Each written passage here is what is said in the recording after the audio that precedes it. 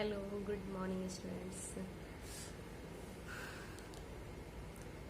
In my last lecture, I have told you what is crop, agriculture, animal husbandry, and what are agriculture practices. So, I have told you that in my last lecture, preparation of soil. This topic is completed. Agriculture implements used in preparation in soils. That's also I told you. And our next topic is sowing. So, what is the sowing? Sowing is the most part of the crop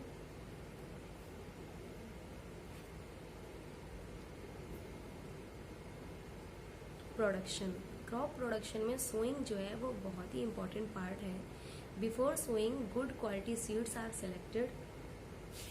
sowing से पहले good quality के seeds collect किए जाते हैं. Good quality seeds are clean and healthy. Seeds of a good variety. और जो seeds हैं उनकी गुड वैरायटी को भी we have to find out. हमें फाइंड आउट करना है. We have to no. हमें जानना है what is the good variety of the seed. So you have seen also that farmers prefer to use seeds which give a high yield. Farmers prefer to use seeds which give a high production, जिसमें काफ़ी अच्छा high production होता है, उच्च quality की production होता है, पैदावार अच्छी होती है. So selection of seeds. So I'll give you an example. First of all, you take a bucket. Bucket ले लीजिए आप और उस बकेट में pour some water, half filled with water, and now put some seeds, whatever, gram, wheat, whatever. I will take here, put some gram seeds. कुछ ग्राम seeds ले लिए in a vessel and pour it in water, and after few minutes you will see some grams float on the surface of the water and some settle down in the bottom of the bucket. जो कुछ which are light in weight are floated in surface of the water, but which are light in weight settle down in bottom. जो light weight थे वो float हो रहे थे and but जो heavy हैं वो सेटल डाउन हो गए. सो वाई ऐसा क्यों? Would they B lighter? वो लाइटर कैसे हो गए, वो हैवी कैसे हो गए? सो डैमेज सीड बिकम हॉलो. जो डैमेज सीड होते हैं वो हॉलो रहते हैं. अगर उसमें कोई भी वॉर्म आ गया, कोई भी इंसेक्ट आ गया तो उसे अंदर ही अंदर क्या करता है, फिनिश कर देता है, उसे टेक इन कर लेता है, खा लेता है, and it will become light weight, बहुत ही हल्के वजन में हो जाएगा एंड डैमेज हो जाएगा. इस प्रकार से they float on the water और वो वाटर में फ्लोट करेगा. This is a good method for separating good healthy seeds from the damage seed. Damage seed से हेल्दी सीड और गुड सीड्स को सेपरेट करने के लिए this is the good method. Before sowing, one of the important task to know about the tools used to sowing seeds. Seeds को sow करने के लिए सबसे पहला मेथड है कि हम कौन कौन से टूल्स यूज करें. जैसे कि in my last lecture preparing of soil, we need to know that plow, hoe, cultivator that are used in preparation of soil. In this part sowing में भी कुछ tools हैं जो use होंगे. First of all, traditional tool. तो the tool used traditionally for sowing seed को बोने के लिए जो traditional tools होते हैं that are use किए जाते हैं. You are watching in the figure traditional method of the sowing. The seeds are filled in to the funnel, एक फनल में सीड को फिल्ड कर लेते हैं, पासिस डाउन थ्रू 2 और 3 पाइप्स, और जो 2-3 पाइप्स नीचे होते हैं उनसे पासिस नीचे गिरते रहते हैं, हैविंग शार्प एंड्स, उनमें शार्प एंड्स, बहुत ही शार्प एंड्स होते हैं। These ends perch into the soil and place them seeds there, ये क्या होते हैं, ये नीचे तक जाते हैं सॉइल में और वहाँ पर सीड को प्लेस कर देते हैं, रख देते हैं, सीड्स को वहाँ पर रख देते हैं। This is the method and second method is a seed drill and you are on the figure 1.2 seed drill. Seed drill में you are watching nowadays the seed drill is used for sowing with the help of tractor। Tractor की help से seed drill को use किया जाता है for sowing seed in the field. Field में seeds को बोने के लिए सीड ड्रिल का यूज करते हैं। This tool sows the seeds uniformly in at proper distance at depth, एक बिल्कुल कंफर्म प्रॉपर डिस्टेंस और प्रॉपर डेप्थ में ये सीड्स को क्या करता है, शो करता है, ब्रीड करता है। इट इंश्योर्स, ये certain that cell occur seed get covered by the soil after sowing seed covered, date covered, बिल्कुल कवर हो गया है। This prevent damage caused by the bird, और इससे क्या होता है, ये this stops damage caused by the birds, birds से होने वाले डैमेज को ये प्रिवेंट करता है, रोकता है। Sowing by using a seed drill saves time and labour also. Seed drill के थ्रू सोइंग करना यानी बीज बोना टाइम सेव करता है और लेबर भी सेव करता है, इसमें मेहनत भी ज़्यादा नहीं लगती है। And our next topic is the adding manure and fertiliser. So studying before that, I would like to tell you, as like us, जैसे हमें we need to nutrition for better growth, as like plants and crops also needs fertilizers or manure for better growth, for healthy growth of the plants. So the substance which are added to soil in the form of nutrients के form में जो substance add किए जाते हैं soil में for healthy growth of the plants की healthy growth के लिए, यानी हेल्दी यील्ड के लिए, हेल्दी प्रोडक्शन के लिए, इज कॉल्ड द मैन्योर और fertilisers. So let me clear one thing, what are manure and fertilisers. तो manure is a organic substance, manure is an organic substance, but fertilizer is an chemical substance.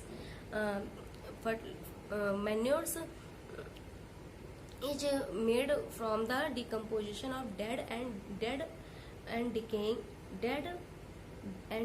plants and animals, but fertilizers are made with the help of chemicals in factories में बनाया जाता है। So soil supplies mineral nutrient to the crops।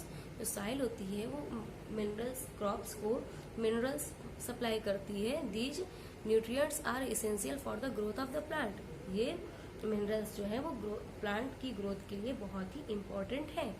In certain areas farmers grow crop after crop in the same field. एक ही field में बार बार crop को grow करने से field is never left uncultivated और फैलो। जो फील्ड होती है वो अनकल्टिवेटेड कभी नहीं छोड़ी जाती।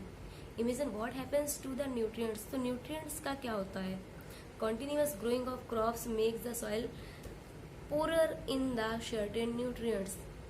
कंटिन्यू अगर हम एक ही फील्ड पे क्रॉप्स ग्रो करते रहेंगे तो जो उसके न्यूट्रिएंट्स होंगे सॉइल के वो बहुत ही पुअर हो जाएंगे, बहुत ही ज़्यादा वीक हो जाएंगे।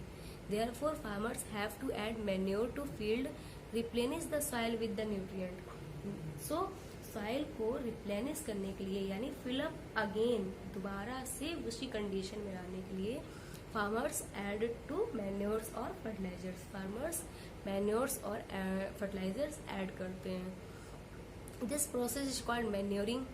improper और insufficient manuring result in weak plants. कह रहा है this process is called manuring. इस प्रोसेस को मैन्योरिंग कहते हैं।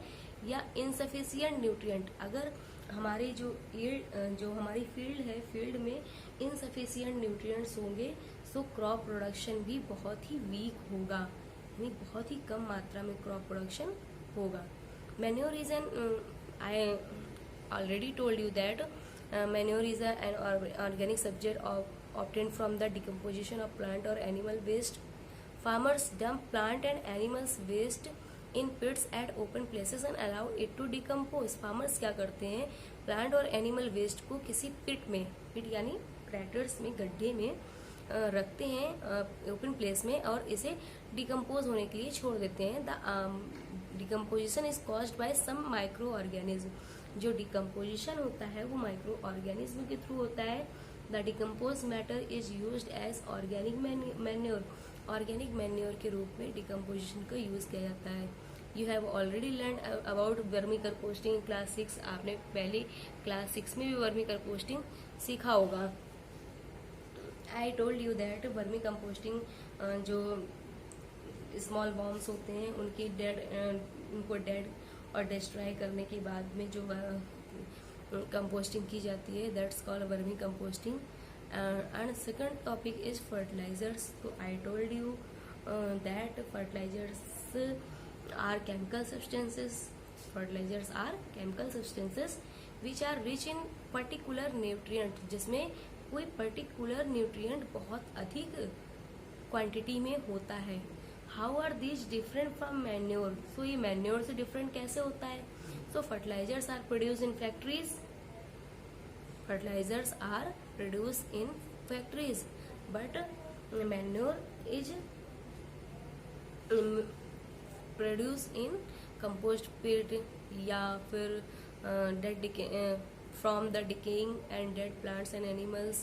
So some example of fertilizers are urea, ammonia, potash, NPK. NPK's full form is nitrogen, phosphorus, potassium. No. So some examples of fertilizers are urea. Some examples of fertilizers: urea, phosphate, potash, NPK, nitrogen, phosphorus, potassium. The use of fertilizers has helped farmers to get better yield of crops. जो अच्छी quality के fertilisers हैं उनको use करने से farmers को better production में help मिलती है। बहुत ही अच्छी प्रोडक्शन होती है क्रॉप्स की, such as wheat, paddy and maize. But excessive use of fertilisers has made the soil less fertile. But अगर उन्हीं की लार्ज क्वांटिटी में यूज कर दिया जाता है, लार्ज क्वांटिटी में अगर खेत में यूज किया जाएगा तो उनकी फर्टिलिटी क्या होगी? Will destroy. Fertility will end, खत्म हो जाएगी, फिनिश हो जाएगी। तो therefore in order to maintain the fertility of soil, soil की फर्टिलिटी को मेंटेन रखने के लिए we have to substitute fertilise by organic manure, leave the field uncultivated. बिना कल्टिवेटेड के फील्ड को आप छोड़ दो। इन बिटवीन टू क्रॉप्स, दो क्रॉप्स के बीच में एक बार फील्ड को ऐसे ही आप लेफ्ट छोड़ दीजिए। तो use of manure improve the soil texture as well as the water retaining capacity. तो इस प्रकार से जो मैन्योर जो है वो मैन्योर का यूज करके उसके जो सॉइल का टेक्सचर है उसे हम क्या कर सकते हैं? इम्प्रूव कर सकते हैं। और वाटर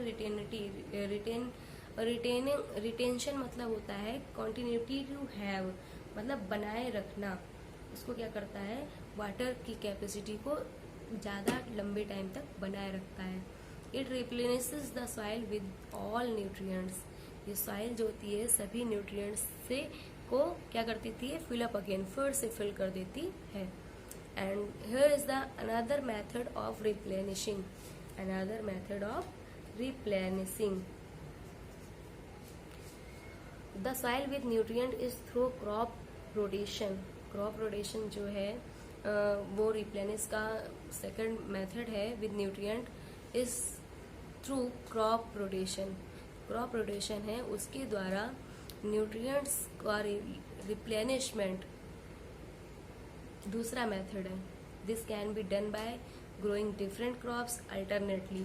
जो अगर हम अल्टरनेट मतलब दो क्रॉप के बाद में एक बार फील्ड को हम ऐसे ही लेफ्ट कर दें, एक बार फील्ड 2 बार, जैसे हमने दो बार हमने प्रोडक्शन किया और तीसरी बार हमने क्या किया, उसे लेफ्ट कर दिया, छोड़ दिया। उसके बाद में फिर से उसको कुछ टाइम मिल गया रिप्लेनिश होने का, फिलअप अगेन करने का, दोबारा से कवर करने का, और इस तरीके से जो उसकी फर्टिलिटी है वो बनी रहती है, रिटेन बनी रहती है। और this help the replenishment of soil with the nitrogen को सॉइल में नाइट्रोजन की जो क्वांटिटी है उसको बढ़ाने में भी हेल्प करती है। Farmers are being encourage to adopt this practice. Farmers क्या करते हैं, नाइट्रोजन की जो कमी होती है उसको पूरा करने के लिए फर्टिलाइजर्स यूज़ करते हैं, सॉइल में फर्टिलाइजर्स ऐड करते हैं। सो you have already studied in last class, previous classes, you have learned about rhizobium, bacteria. These are the present in nodules of the roots of the leguminous plants. जो leguminous plants होते हैं उसमें ये सब पहले से प्रेजेंट होते हैं। दे फिक्स एटमॉस्फेयर नाइट्रोजन, और ये नाइट्रोजन को एटमॉस्फेयर में फिक्स करते हैं।